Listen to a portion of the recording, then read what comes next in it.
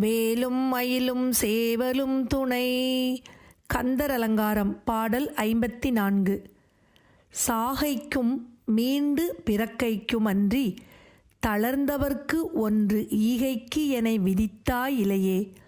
இலங்காபுரிக்குப் போகைக்கு நீ வழிகாட்டு என்று போய்க் கடல் தீ கொழுந்த வாகைச் சிலை வளைத்தோன் மருகா மயில்வாகனனே.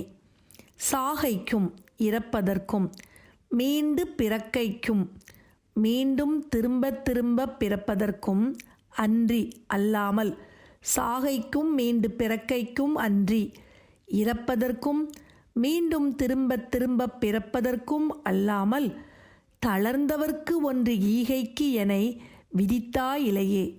வறுமையில் தளர்வுற்றவர்களுக்கு பொருள் உதவி செய்து உதவி செய்வதற்கு அடியேனை நீ விதிக்கவில்லையே முருகா.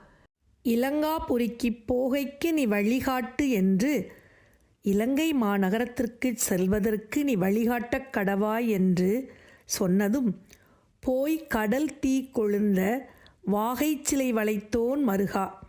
அந்த கடலானது நெருப்பு பற்றி கொள்ளுமாறு வெற்றியுடைய கோதண்ட வில்லினை வளைத்த ராமபிரானாக அவதரித்த திருமாலின் திருமருகனே, மயில்வாகனனே, மயிலை வாகனமாக உடையவரே.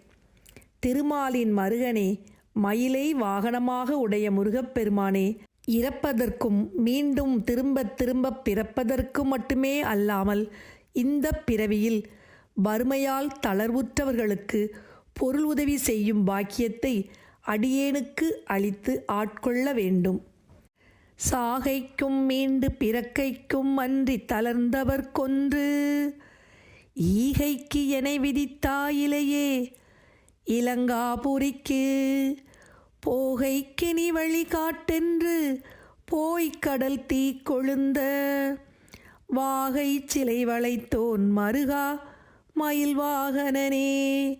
வாகைச் சிலை வளைத்தோன் மருகா மயில்வாகனனே. சாகைக்கும் மீண்டு பிறக்கைக்கும் அன்றி தளர்ந்தவர்க்கொன்று ஈகைக்கென விதித்தாயிலையே.